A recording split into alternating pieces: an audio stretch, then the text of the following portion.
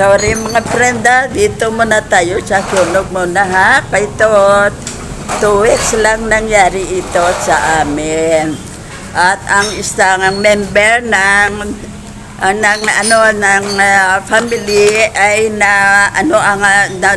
kuan ang face, no, kay nadapa siya ang left side di na sa normal at ang face siya ng daw na hindi na clean, no, kaya yan ang ko ngayon para tayo hindi mabiktima ng ganitong pangyayari. Kaya yan kung tapik ko kung ano ang gawin natin na hindi tayo mawala ng bahay. Kaysa sa ngayon napakalaki na gastusin natin kung magpatayo tayo ng bahay. Kaya yan ang ating inspeksyonin, no, ang ating kitchen. Kung may fire pa yan sa uling o sa kahoy, no, at ang oxygen na close na, no, kay para hindi mag-cause ng fire. Kaya yan ang gawin natin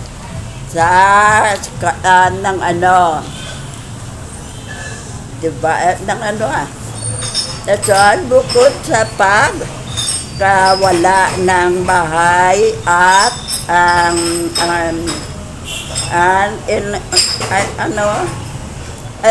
arian, maraming buhay na rin ang kinuha ng mga sunog, no, ng tandem 2 na sunog na dala ng kapabayaan natin, no, kapabayaan natin. Ara ko rin na sila.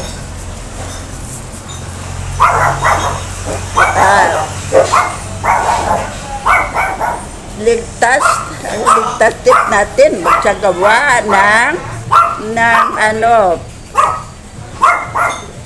panadik maintenance, no, i-check ang mga electrical cord at outlet sa bahay, palitan ang mga kordon na may sira na.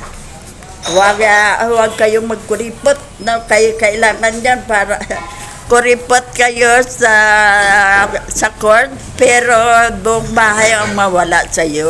Kaya huwag maging kuripot, no?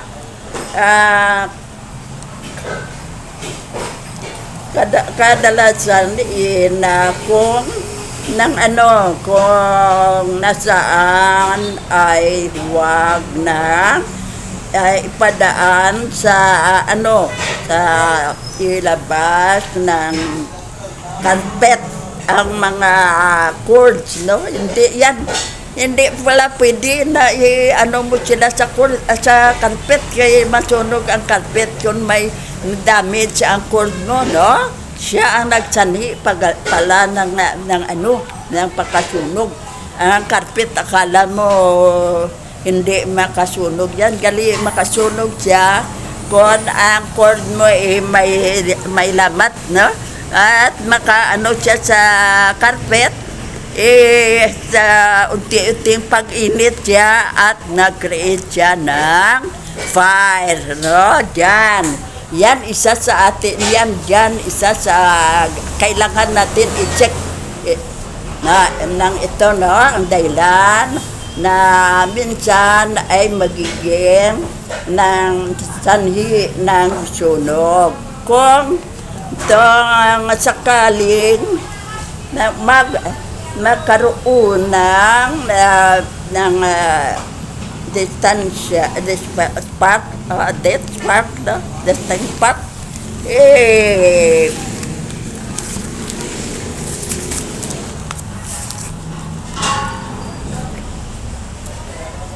maging maingat tayo. Huwag magpabayaan ang ginamit ng gasira o kandila. Ilagay ito sa malayo na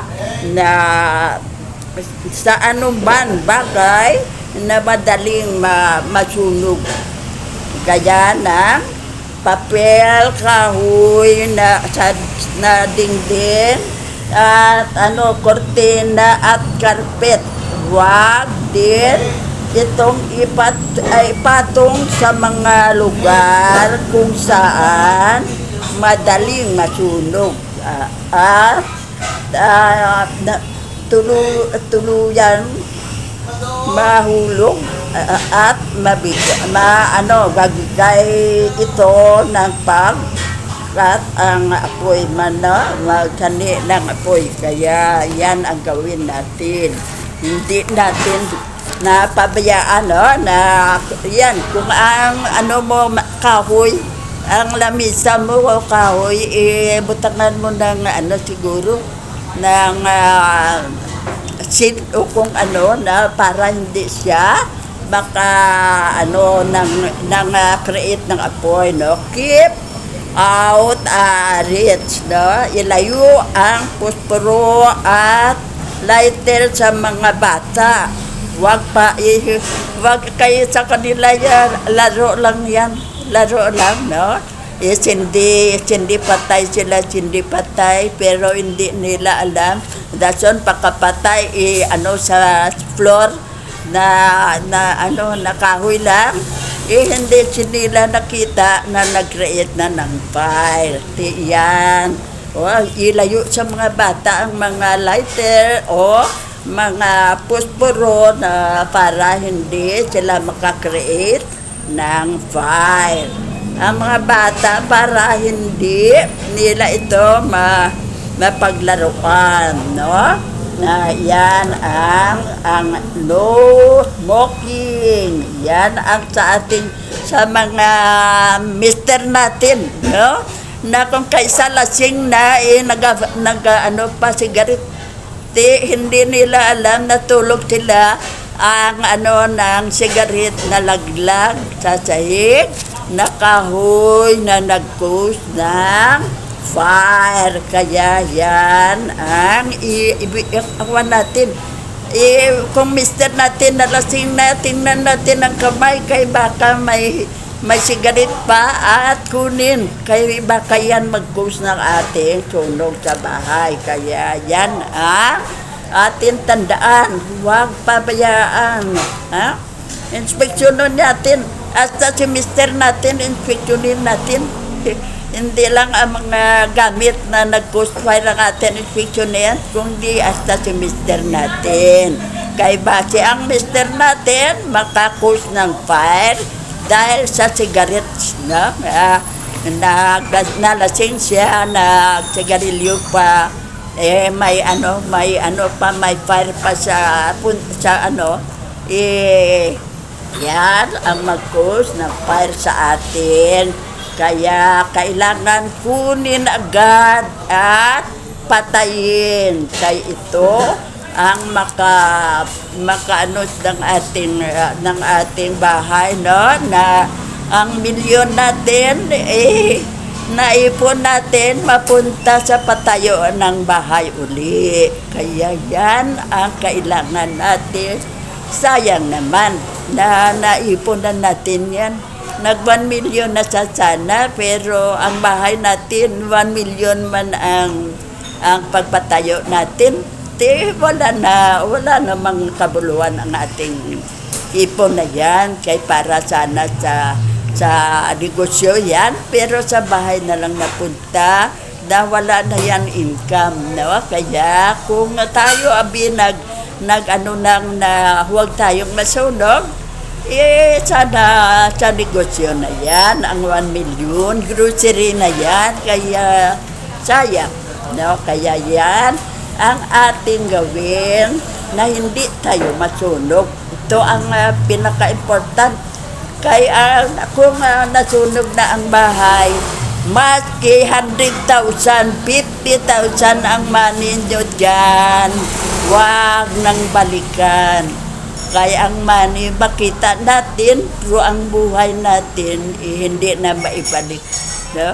At kung ang ating nasunog ang ating face, ang pangitan natin, noon, pag nakaano ka sa mga tao, sila, lilingon siya sa'yo kay kaganda, no? Kay ganda ng babaeng ito. Kagwapo ng lalaking ito. Isa ngayon, ang pangit naman.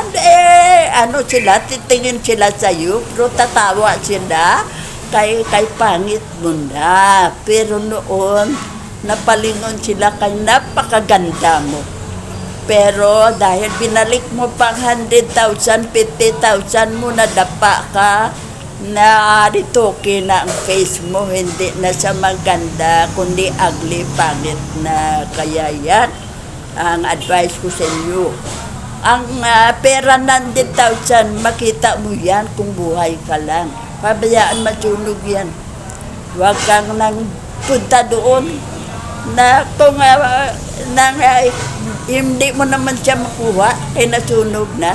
Yung namatay ka pati, todo malas na yan. Kaya yan ang gawin natin. Huwag masayang sa 50, 100,000. Kaya napakalaki, lang yan makita. Huwag kayong mag-suicide. Baka masalba ko pa 100,000 ko. Huwag na yan. Huwag na. Pabayaan masunog yan. Huwag na. No? Huwag na. Yan ang gawin natin. Kaya, huwag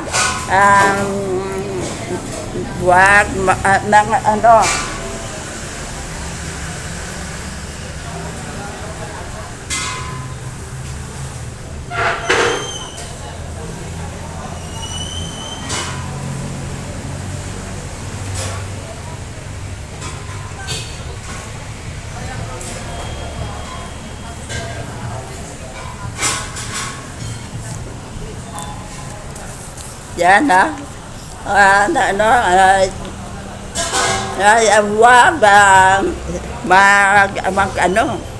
na nigarilyo sa loob ng bahay.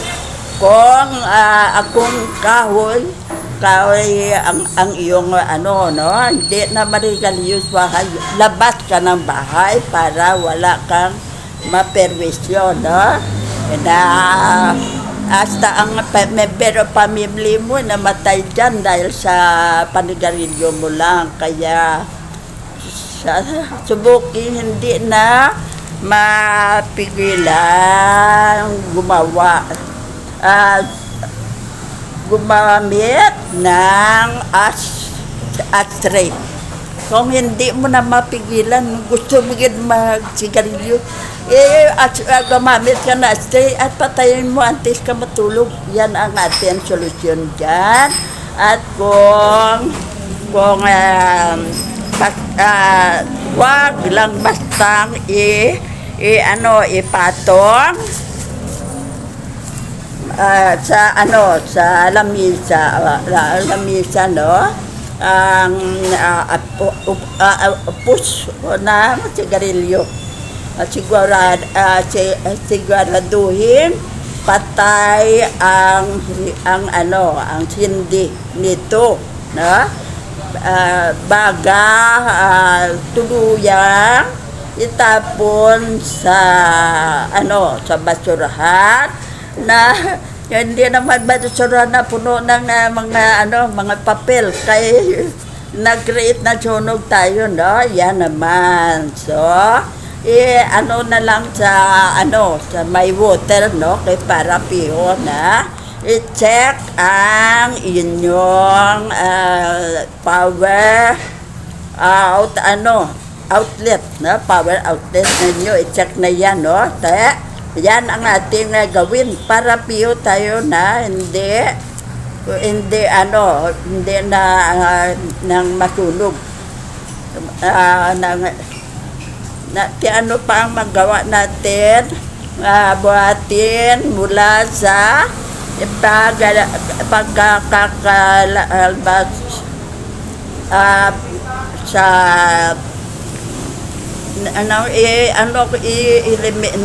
electrical outlet ng mga appliances kapag hindi ginagamit o bago umalis ng bahay, iwasan magsaksak ng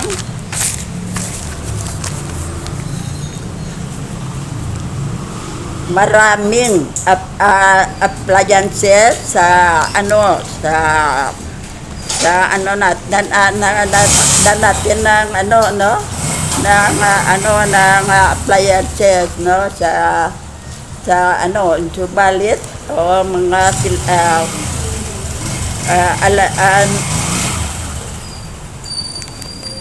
bilang sa tapos i-connection na para pwedeng maging cause ng start ng apoy, no? Ayan ang ating angkod.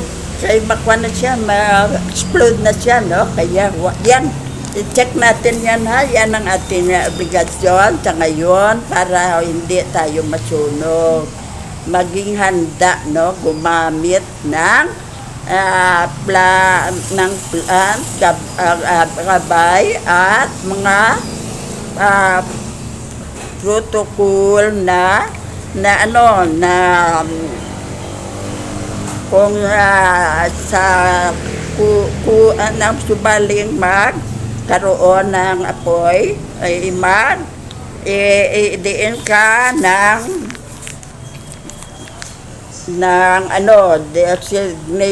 designated na fire exit at dapat alamin din ng na kapwa bawat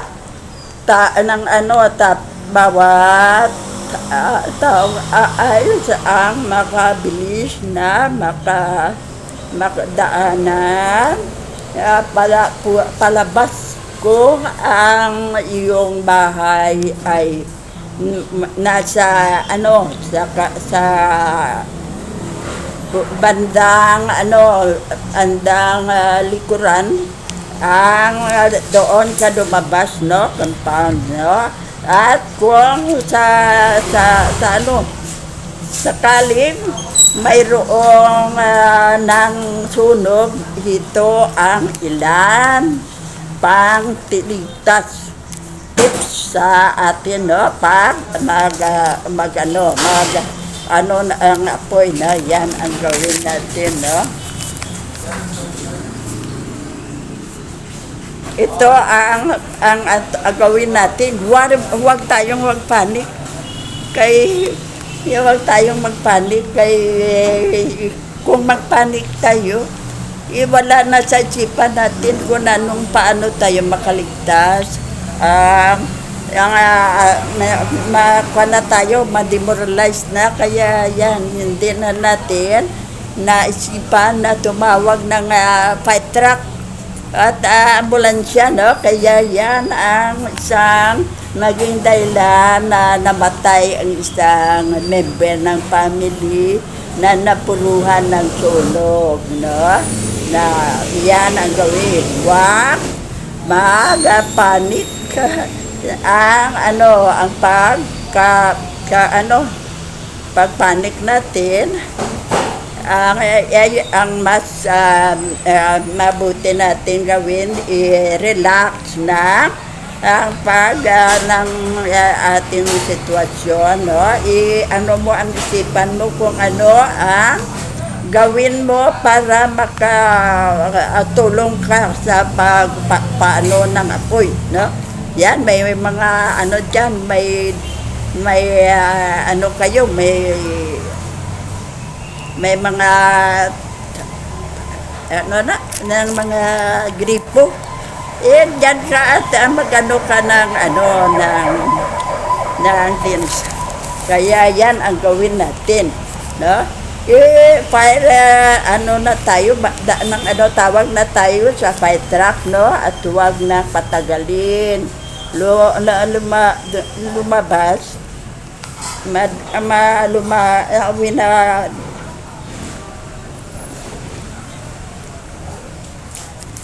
lumabas gamit ang fire exit, no? Magpaano ka, ano nga, sigurado sa lahat ng bahay, sa inyo'y bahay ay anuhan mo na nga daan o sa building ay anuhan mo na kung makaisunog at saan ka ba lalabas, no?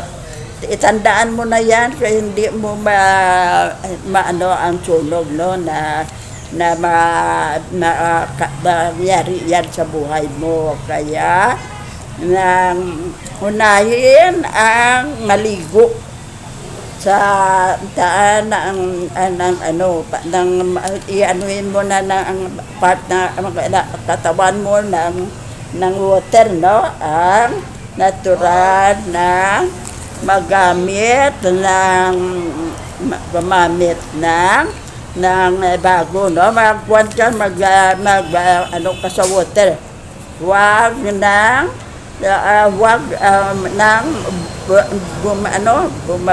bumalak sa nasunog na bahay o gasali upang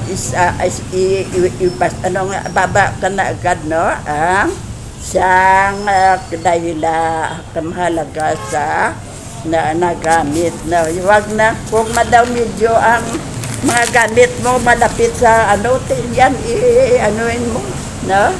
Stop, drop, and roll, no. Yan ang gawin natin. Kung sakaling abutin na ng apoy ang suot mong damit, tandaan ang mga sumusunod, no, na akbang. Stop, drop, and roll, no. Yan ang gawin natin. Tumigil na sa labas kapag napalayo na sa nasunog, no, na bahay, no. Umiga sa sahig at gumulong-gulong upang tuluyan na mamatay ang apoy sa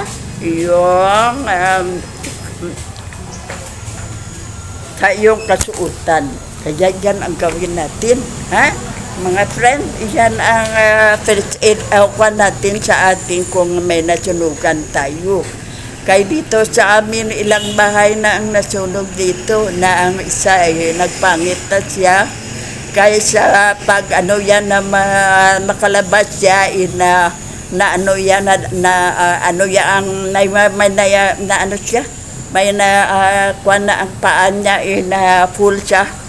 Ang pagka-full niya, ang face niya ang sa fire. Na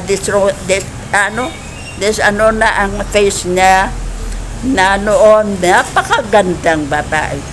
Yan ang nasayang ako.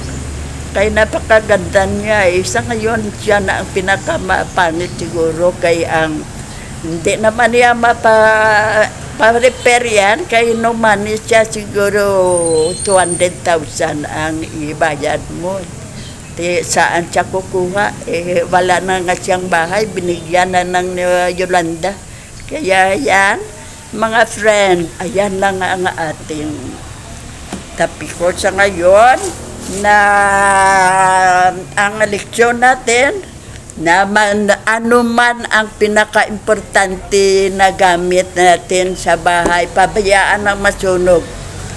Importante buhay tayo kay makabili tayo uli niyan, no? Basta buhay lang tayo. Kaya kung sagipin mo pa yan, nasunog na siya, nasunog ka rin. Wala nang kabunuhan, no? Kaya mga friend, ito lang itong ating message sa ngayon, para sa atin hindi natin kaisa may mangyari sa buhay natin, para ka-prepare tayo at alam natin ang gawin natin. na huwag natin kalimutan ang mga message natin para sa ating kaligtasan, no? Ang isipin ninyo, ang buhay ang pinaka-importante sa mundo. Hindi ang mga gamit, no? Kay kuwan lang yan, sayang lang yan, no? Kaya ang buhay ay hindi natin sayangin. Kay kuwan yan, ang important karakter dyan yan sa ating sa mundo. Kaya mga friend, yan ha, ang ating topic ko sa ngayon ha, kayo na ang balang ng first aid yan. No? Pagka nakita na kung saan ka man na may fire na, tawag na, maging hindi mo yan ka mag-anak, tawag na agad ng fire truck at ambulance. Kaya yan ang maitulong mo. Yung maitulong mo sa mga taong na sunugan. Yan lang ang maitulong mo na matawag mo agad ang fire truck para ma-stop ang sunog. At ang mga nadamage dyan na tao, masalba mo pa ang buhay. Kaya mga friend, ayan ang ating message sa ngayon ha. Huwag nang magsayang ng oras. Yan ang ating gawin. No? Kaya sa ngayon, yan lang muna ang ating message ha. Tomorrow na lang kayo ng message na maganda-ganda. Na? Thank you mga friends sa pakikinig. Love you. Sige. Thank you very much.